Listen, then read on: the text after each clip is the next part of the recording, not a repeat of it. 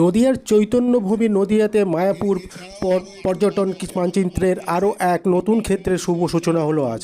মায়াপুর পলাশী নবদ্বীপের পর আর এক নতুন পর্যটনের অধ্যায় 12 নম্বর জাতীয় সড়কের পাশে মায়াপুর সংলগ্ন এলাকায় নদিয়ার বাহাদুরপুরের বিস্তীর্ণ বনভূমিতে অস্ট্রো পার্ক প্রকল্পের শুভ উদ্বোধন হলো পশ্চিমবঙ্গের বিজ্ঞান প্রযুক্তি ও জৈব প্রযুক্তি দপ্তরের মন্ত্রী উজ্জ্বল বিশ্বাসের হাত ধরে। অনুষ্ঠানে উপস্থিত ছিলেন নদিয়া জেলার অনিশ দাশগুপ্ত জেলাশাসক এবং নদিয়া জেলা পরিষদের সভাপতি সহ একাধিক নেতৃত্ব। আপনারা দেখছেন নিউজ নদিয়া এক্সপ্রেস। চ্যানেলটিকে সাবস্ক্রাইব, লাইক, শেয়ার এবং ফেসবুক পেজটি ফলো করুন আর দেখতে থাকুন নিউজ নদিয়া এক্সপ্রেস।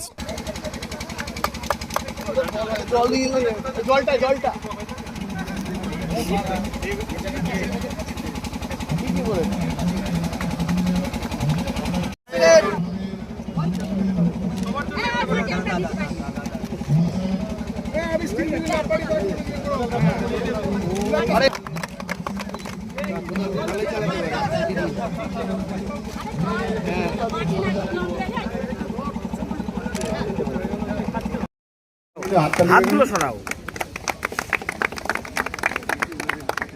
দেখ দেখ দেখ উন্মোচনের মাধ্যমে এই প্রকল্পের শুভ সূচনা হলো। এরপর থেকে আমাদের শুরু হয়ে যাবে। নাকি? নমস্কার, শ্রী বিমলের সামন্ত মহাশয় অশেষ ধন্যবাদ। এরপরে আমরা জেলা সমাহর্তা শ্রী অনিশ দাশগুপ্ত মহাশয়ের কাছ থেকে আমরা তার মূল্যবান বক্তব্য শুনব। এর থেকে অনেক মানুষ উপকৃত হবে, কারণ আমি নির্বাচনে প্রার্থী হবার পরে নয়, তার অনেক আগে থেকে জেলায় ঘুরতে ঘুরতে আমাদের এই জায়গায় রাস্তার পাশে দেখবেন লেখা আছে আমাদের বড় বড় বেশ কিছু ইয়ের মাধ্যম দিয়ে যে এখান থেকে আপনাদের উপকার হবে, এবং সেটা কিন্তু আপনারা এখনও দেখতে পাবেন। এটা আপনাদের যে উদ্দেশ্য নিয়ে আমরা সকলে মিলে চেষ্টা করি, সেটা কিন্তু আরও নতুনভাবে আপনাদের এখানে আমরা ঠিক করছি যে আমরা সবাই এটাকে আমাদের প্রত্যেকটা মানুষের কাছে অস্ট্রো পার্ক একটা নতুনভাবে আমাদের এই এলাকার মানুষের কাছে আমাদের পৌঁছে দেব, যে মানুষের কিভাবে আজকে নতুন কিছু দেখতে পাওয়া যায়, কি কি পাওয়া যাবে এখানে। সেখানে কিন্তু আপনাদের কাছে আমি জানিয়ে দিচ্ছি যে এটা আমাদের প্রত্যেকেই, আমরা সব কলকাতা গিয়ে দেখি, সারা ভারতবর্ষের বিভিন্ন জায়গায় গিয়ে দেখি, এবং এটা সবথেকে বেশি আরও সারা ভারতবর্ষের কেন সবথেকে বেশি বিদেশি মানুষরা যারা আমাদের এখানে আমাদের সবথেকে বেশি আমাদের ধুবুলিয়ার পরবর্তীকালে যে জায়গায় অনেক মানুষ যারা আসে বিদেশি মানুষ, তারা কিন্তু আমাদের এই জায়গায় আসার পর থেকেই তারা এটাকে ভালোভাবে দেখবে এবং চিন্তা ভাবনা করবে এই যে ভারতবর্ষ কতটা এগিয়েছে। এবং উনি সায়েন্স টেকনোলজি অ্যান্ড বায়োটেকনোলজি দপ্তরের ভারপ্রাপ্ত মন্ত্রী। আজকে এই প্রকল্পটা ওনার দপ্তরের থেকে অনুমোদিত হয়ে আমরা আজকে শিলান্যাসের জন্য অনুষ্ঠানটা আয়োজনে আছি। এখানে আমাদের সাথে উপস্থিত আছেন নদিয়া জেলা পরিষদের মাননীয় সভাধিপতি তরুণুম মীর সুলতানা মহাশয়। আমাদের সাথে আছেন এখানকার divisional forest officer Mridul Kumar sir আছেন। আমাদের সাথে আমার ব্যাচমেট আছে সায়েন্স টেকনোলজি ডিপার্টমেন্টের স্পেশাল সেক্রেটারি জিতেন। এখানে সায়েন্টিস্টরা আছেন সায়েন্স টেকনোলজি ডিপার্টমেন্ট থেকে, বিভিন্ন পাবলিক রিপ্রেজেন্টেটিভরা আছেন, আপনারা আছেন।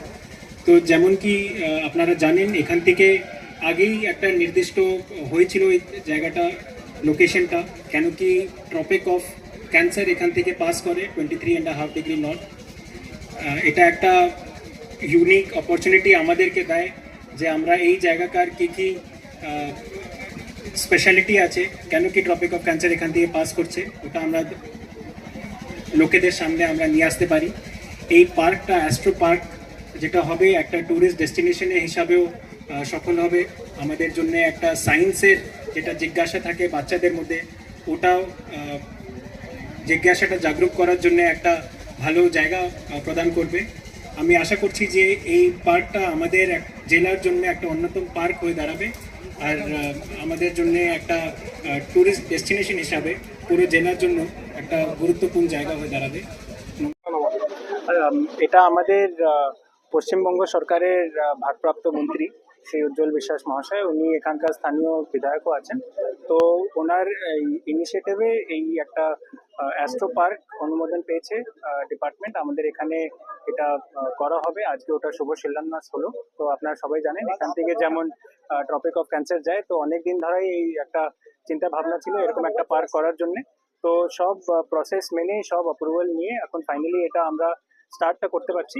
এটার জন্য আজকে এই অনুষ্ঠানটা করা হলো। মায়াপুরকে ঘিরে একটা বিশ্ব পর্যটন স্থল তৈরি হচ্ছে, এই অ্যাস্ট্রো পার্ক সেই পর্যটন স্থলকে কি আরো প্রসারিত করবে? একদম আমাদের এটাই আশা থাকবে এবং আমাদের পুরো এফার্টস থাকবে যে এটা ট্যুরিজমের জন্য, পর্যটনের জন্য আমাদের পুরো জেলার এবং আশেপাশে জেলার জন্য একটা সেন্টার যেমন হতে পারে। বাচ্চাদের জন্য ওদের একটা সায়েন্টিফিক কিউরিওসিটি এখানে ওটার জন্য ওরা আসতে পারে এবং পুরো পরিবার সহ এখানে ট্যুরিজমের জন্য যেন আসতে পারে, এটাই আমাদের উদ্দেশ্য। একটা বাজেট কিরকম আছে এই প্রজেক্ট? এটা ডিপার্টমেন্ট বেটার বলতে পারবে, 12 কোটি মতন আছে। কতদিনের মধ্যে মোটামুটি এই প্রজেক্টটা কমপ্লিট করতে? এটা এখন তো টেন্ডার প্রসেসটা স্টার্ট হবে, তো আমরা আশা করছি যদি এটা 3 মাসের মধ্যে আমরা করে দিতে পারি, তো এটা আমাদের টার্গেটটা থাকে।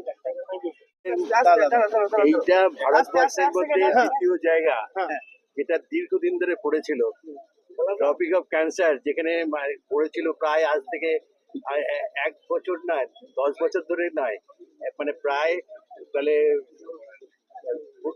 কয়েক বছর ধরে আমরা লক্ষ্য করছি। এটা আমরা যখন ছোট ছিলাম তখন থেকে দেখছি এটা টপিক অফ ক্যান্সার এই জায়গাটা পড়ে আছে, বড় বড় পোস্টাল দিয়ে দেখানো আছে, কিন্তু কেউ করছে না। তো কপাল ভালো, এই এলাকার মানুষেরও সবারই ভালো, আমাদের দপ্তরেও আমাদের একই সঙ্গে আমার এই দপ্তরের মন্ত্রী হিসাবে দায়িত্ব পাওয়ার পরেও মুখ্যমন্ত্রীকে বলার পরে সঙ্গে সঙ্গে তিনি বলেছে এটা করো, এবং সেই জায়গায় দাঁড়িয়ে এই সুন্দরটা করে আমার মনে হয় এটাকে জায়গা করে তা নয়, ভারতবর্ষের মধ্যে আর একটা জায়গা তৈরি করা হলো যেখানে সবাই দেখবার জন্য অধীর আগ্রহে অপেক্ষা করবে কবে ওখানে যাবে। মানে পর্যটন মানচিত্রে একটা অন্যরকম কি হবে, মানে ব্যাপারটা হচ্ছে এই অ্যাস্ট্রো পার্ক এমন একটা জায়গা, পার্কে যায় কিন্তু এই অ্যাস্ট্রো পার্ক সারা পৃথিবীকে দেখবার জন্য।